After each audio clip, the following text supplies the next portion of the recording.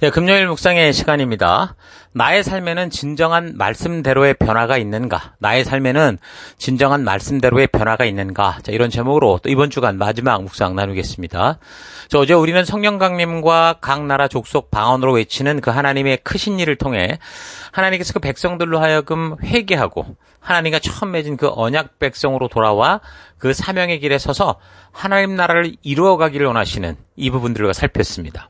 자, 그래서 회개는 단지 뉘우침이 아니라 전적으로 하나님의 창조된 백성, 언약의 자리로 돌아가는 것이다 라고 했죠. 그래서 회개는 자신의 현 위치를 깨닫게 되는 겁니다. 그래서 내가 선 곳이 죽음의 낭떠러지로 가는 곳이라는 사실을 알고 즉시 그 자리에서 돌이켜서 그 죽음의 길을 떠나 생명의 길로 나오게 되는 것이죠. 내가 선 곳이 죽음에 가까운 위험한 곳임을 알고 그냥 후회하고 그 자리에 머물러 있는 거, 이거 회개 아닙니다. 자, 그러니까 성령의 선물을 받는 방법으로 베드로가 외친 회개는 그동안 자신들이 걷던 길이 반항과 교만으로 인한 죽음의 길이라는 사실을 알고 그 길에서 되돌이켜 하나님께서 원래 우리를 부르신 그 사명의 자리로 향하라는 것이고, 또한 예수의 이름으로 세례를 받는다는 것은 그 말씀 자체이신 예수님과 하나가 돼서, 그러니까 하나님께서 말씀하신 하나님 나라 백성다운 법도와 규례와 명령의 가치대로 살아가는 그 새 언약 백성이 돼서 하나님이 원래 창조하시고 우리를 부르셨던 그 열방의 제사장이요 거룩하게 구별된 하나님 나라 백성답게 살아가는 것을 말하는 거죠. 자, 그래서 성령이 함께 하시는 하나님 나라 백성다운 삶을 살아가는 것이 진정한 성령 충만이고 성령 임재의 목적이다라는 거 잊지 말고 이 땅을 살아가는 동안 하늘 백성다운 그런 삶을 살기를 바랍니다. 자, 계속해서 살펴보면 성령 하나님께서 베드로를 통해 회개하라 외치신 후에 그 자리에서 3,000명이나 믿고 세례를 받는 일들이 벌어지게 됐는데, 그렇게 성령의 임재를 통해 하나님의 백성된 사람들의 그럼 삶이 어떠했는가가 이제 계속되는 2장에 나오는데 42절, 그들이 사도의 가르침을 받아 서로 교제하고 떡을 떼며 오로지 기도하기를 힘쓰니라. 그러니까 가장 먼저 나타나는 현상은 사도들이 전하는 가르침을 소중히 여겼다라는 거죠. 말씀을 사모했다라는 겁니다. 그 말씀을 통해 그 하나님의 마음을 배우고자 하는 현상이 나타나는 거죠. 그러니까 누구든 간에 정말 제대로 그 예수를 믿는 사람, 은혜를 경험한 사람들은 하나님 말씀을 사모하고 말씀의 온전한 뜻을 알고자 하는 그런 현상이 꼭 나타납니다. 그러니까 저들이 경험한 그것이 성경 안에서 무엇이라 말씀하고 있고 과연 하나님의 말씀 그대로였는지를 알고자 하는 그런 성경을 사모하는 현상이 은혜를 받은 자들의 공통적인 모습이죠. 자, 그래서 서로 교제하고 떡을 떼었다라는 것은 한 식구가 됐다라는 건데, 그 저들이 모인 이유는 단지 교제하고 식사하기 위함이 아니라 하나님의 뜻을 알고 하나님의 진심을 알기 위함이었다라는 걸 볼 수 있죠. 그래서 서로 함께 기도하며 교제하는 모임의 핵심은 하나님의 말씀을 통해 예수님이 누구신지 알고, 그래서 하나님의 진심을 알게 되므로 하나님이 주신 말씀의 가치관을 따라가는 삶을 살게 되는 겁니다. 자, 바로 이게 셀 모임의 가장 핵심이에요. 우선되는 목적인 거죠. 그러니까 말씀으로 바르게 서면 바른 교제가 나오고 이 온전한 그 관계, 온전한 바른 관계가 나오고 그런 나눔이 이어지면서 그리스도의 건전한 문화가 만들어지는 거죠. 그래서 은혜를 내가 바르게 경험했는가 하는 것은 그 은혜를 겪었다고 생각하는 일이 있은 후에 내 삶의 현장과 태도가 어떠냐라는 걸 보면 알 수 있어요. 내 삶이 하나님의 말씀을 꾸준히 사모하고 그 말씀을 통해 하나님의 진심을 알아 그 하나님의 뜻을 따라 그 가치를 따라 살아가게 되는 변화가 반드시 은혜의 뒤를 따라 나와야 된다는 거죠. 초대교회 성령 임재 사건 후 바로 그런 현상들이 나타나고 있는 것을 지금 사도행전 2장이 계속 보여주고 있는 겁니다. 43절, 사람마다 두려워하는데 사도들로 말미암아 기사와 표적이 많이 나타나니 믿는 사람들이 다 함께 있어 모든 물건을 서로 통용하고 또 재산과 소유를 팔아 각 사람의 필요를 따라 나눠주고 날마다 마음을 같이하여 성전에 모이기를 힘쓰고 집에서 떡을 떼며 기쁨과 순전한 마음으로 음식을 먹고 하나님을 찬미하며 또 온 백성에게 칭송을 받으니 주께서 구원받는 사람을 날마다 더하게 하시니라. 그러니까 말씀의 가치를 따라 하나님이 원하셨던 그 하나님 나라를 성취해가는 순종의 삶을 살 때 그런 믿음의 공통체 속으로 성령 하나님께서 직접 변화되는 그 영혼들을 보내주신다는 거죠. 그래서 말씀대로 살아가는 바른 공동체, 그 그릇이 생기면 하나님께서 직접 그 준비된 그릇 안으로 영혼들을 채워주시는 겁니다. 자, 그러니까 교회의 부흥의 문제는 다른 어떤 문제가 아니라 교회와 성도가 진정으로 깨끗한 그릇이 돼서 하나님이 예수님을 생명으로 주어 구원한 그 백성들이 들어올 때 바르고 온전하게 하나님의 진실한 뜻을 가르치고 전하며 생명나는 생명을 세우는 그런 구조를 만들고 있느냐 아니냐, 여기에 달려 있다는 거죠. 그러니까 안타까운 것은 이런 바른 뜻대로 서는 공동체가 아니라 사람들이 원하는 것을 채워주는 그런 공동체에 사람들이 더 많이 몰린다는 건데, 그러나 이런 공동체는 이미 예수님께서 말씀하신 것과 같이 반석 위에 집을 짓는 게 아니라 모래 위에 집을 짓는 것과 같아서 이제 바람이 불고 홍수가 나면 다 무너지게 된다는 거죠. 자, 그러니까 그런 모래 위에 높은 건물을 세우고 사람을 모으는 것에 유혹되지 말고 하나님의 은혜로 구원함을 얻어 보내주는 그 한 영혼이라도 정말 말씀의 반석 위에 세워가는 그런 교회와 성도가 되어야 되는 겁니다. 자, 그런데 이런 초대교회를 보여주는 이 말씀을 가지고 또 많은 사람들이 오해하는 부분이 좀 있습니다. 그러니까 마치 은혜를 받으면 지금 여기 이 기사처럼 사도행전의 이야기처럼 자신의 재산을 가져다 다 바치고 팔아야 되는 이런 식으로 풀어가는 이상한 사람들이 있죠. 저들이 왜 이런 삶을 살 수밖에 없었는지 바른 의미를 알고 그 본질적인 믿음의 의도를 따라가야 되는데 단지 그냥 겉모습만 보고 그냥 이런 식의 삶을 요구하는 그런 목사나 이단 사입이나 이런 교회들이 있다라는 거예요. 성경을 읽다 보면 우리가 정말 보편적으로 오늘날에도 그때와 똑같이 성경의 사건의 때와 똑같이 살아가야 되는 그런 믿음의 모델이 있는 게 있지만 어떤 것들은 그때 그 시절 그 상황 속에 특별하게 주어진 것들이 있습니다. 그래서 이런 부분을 우리가 잘 분별하고 그래서 보이는 현상보다 어떤 본질적인 의미가 있는지를 바르게 깨달아야 오늘의 우리들의 삶 속에 바르게 적용할 수 있어요. 그때 예루살렘에서 이런 일이 벌어졌던 거는 사실 그렇게 하지 않으면 안 되는 그런 사정이 있었습니다. 그러니까 예루살렘이라고 하는 도시가 어떤 도시입니까? 산업도시가 아니에요. 거기는 종교도시였고 정치도시였습니다. 그러니까 유대교 중심의 종교적이고 정치적인 사람들이 핵심이 돼서 장악하고 있는 그런 도시에서 지금 예수님 때문에 벌어졌던 나사렛파라고 하는 예수 믿는 사람들이 환영받았냐? 아니라는 거죠. 오히려 뭐 예수님을 죽였듯이 이 예수님을 믿는 사람들을 죽여버릴 이단으로 취급하고 그렇게 위협을 했다는 겁니다. 그래서 예수를 믿는다고 하면 그 유대 공동체에서 쫓겨날 수밖에 없었어요. 그들이 가졌던 뭐 종교직이나 뭐 공직 이런 데서까지 다 물러나야 됐고, 그리고 심지어 이제 사회적 상업적으로도 완전히 왕따당하고 소외됐었던 거죠.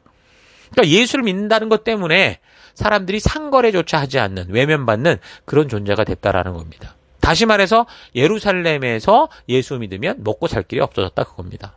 자, 그래서 이런 사람들을 돕고 함께하기 위해서 이런 이 안타까운 현장을 보며 자기의 것을 가져다가 함께 나누는 일이 생겼다라는 거예요.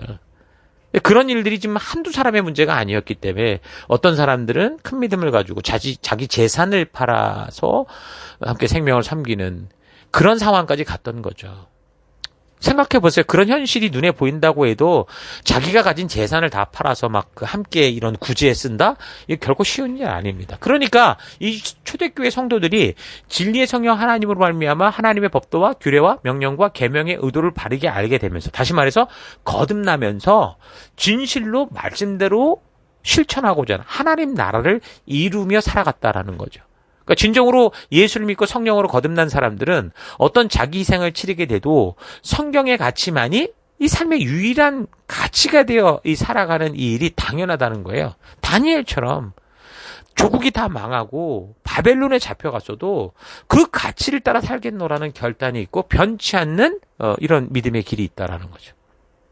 그런데 이런 역사적인 상황들을 통해 이런 일이 벌어질 수밖에 없었던 이런 상황을 모르고 뭐 오늘 이 시대가 적용해가지고서 뭐 자기 재산을 다 바쳐가지고 서로 통용하고 뭐 각 사람의 필요를 따라 나눠줬다. 그러니까 공산주의가 주창하던 그런 어떤 유토피아가 이루어진 것이다라고 생각을 하고 이렇게 설교하는 분들이 있죠. 이 공산주의 이론은 맨날 이걸 가지고 자신들의 가치를 주장했던 거죠. 그런데 이거는요, 언제 어느 시대 어느 곳에서나 누구든지 반드시 따라야 되는 보편 타당성한 진리가 아닙니다. 그게 전혀 아니에요. 물론 너무 가난해서 아무것도 없는 사람들, 아니면 장애인이어서 홀로 살기 힘든 그런 사람들은 어쩌면 이런 공동체를 만약에 꾸릴 수 있다면 함께하는 게 좋죠. 그래서 오늘날 교회가 사회복지재단 같은 걸 만들어서 이런 사람들을 많이 돕고 그렇게 운영해가는 거 참 잘하는 거라고 봅니다. 그러나 이런 은혜의 결과로 나오는 현상을 마치 우리의 사회 모든 구조를 이런 식으로 따라가야 된다라는 식으로 획일화시켜서는 안 된다는 거죠. 이거는 사회제도를 뒤집어 엎어서 되는 일이 아니에요. 오직 진리의 성령으로 말미암아 하나님의 진실한 마음을 만난 사람들이, 그러니까 거듭나는 사람들에게서 그냥 스스로 자발적으로 나오는 믿음의 열매로서만 가능한 겁니다.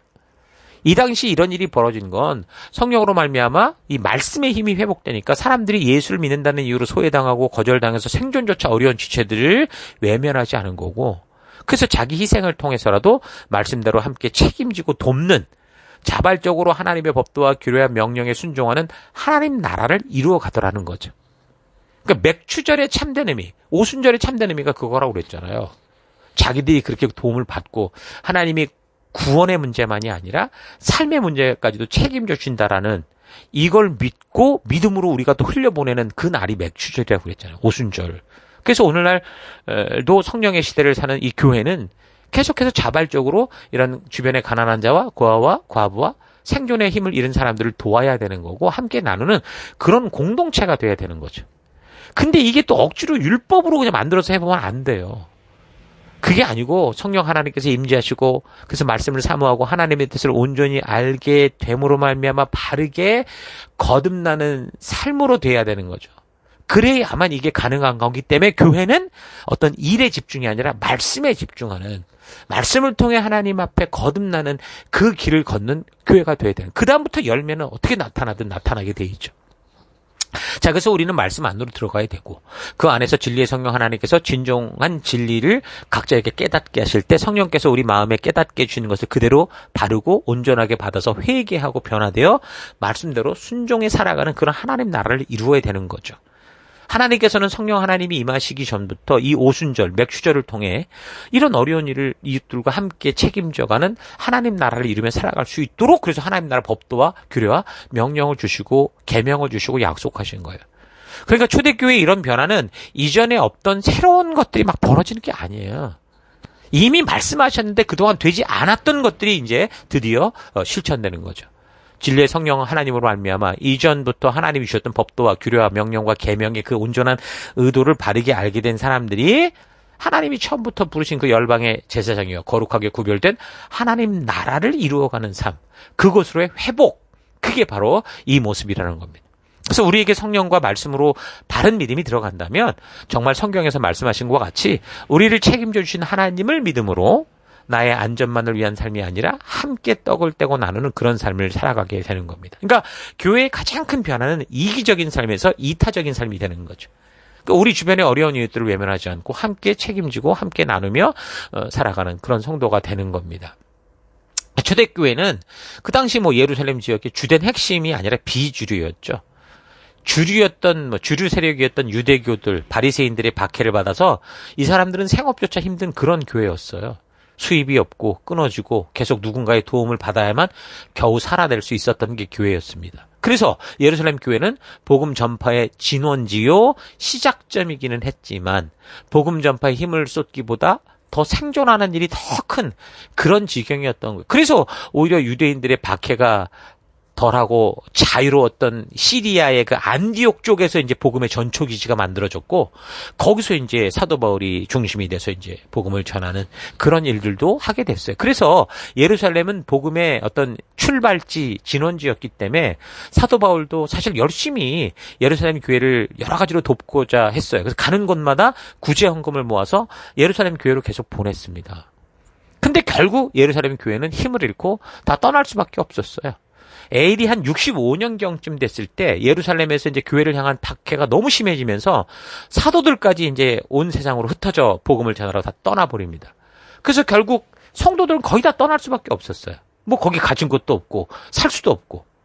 근데 보니까 그렇게 떠났기 때문에 그 5년 뒤인 AD 70년 로마에 의해서 예루살렘이 완전히 멸망할 때 기독교인들이 안 죽고 살아남았던 거예요. 거기 없었으니까.